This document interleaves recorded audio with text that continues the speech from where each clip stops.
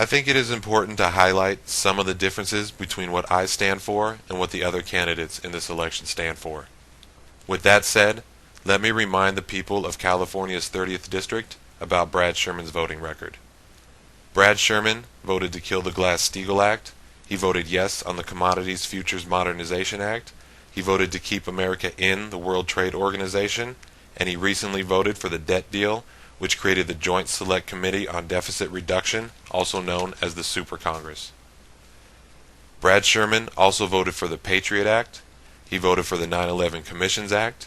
He voted for the John Warner Defense Authorization Act, and he has not introduced any legislation to rein in the TSA.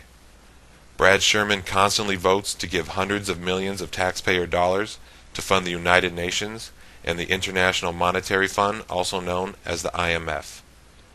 Brad Sherman has voted in favor of every unconstitutional war and almost every unconstitutional military action since he has been in office, including voting in favor of throwing taxpayer money at the war on drugs.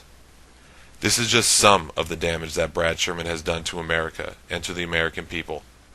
I would never have voted for any of this, and if the people of California's 30th District elect me as your representative and public servant, I will do everything I can to reverse the damage that Brad Sherman has helped cause. We cannot keep electing Brad Sherman, who claims to follow the Constitution and Bill of Rights, even though his voting record clearly shows that he picks and chooses when he feels like upholding the Constitution and Bill of Rights. We cannot keep electing Brad Sherman, who claims to fight for the middle class, the people who have fallen on hard times, and the people living in poverty, as he constantly calls for austerity measures, and when his voting record clearly shows that he does the exact opposite of fight for the people. There is no excuse for Brad Sherman's voting record. We do not have to put up with this type of behavior from our public servants. The alternative to Brad Sherman is not Howard Berman, and the alternative is not Mark Reed.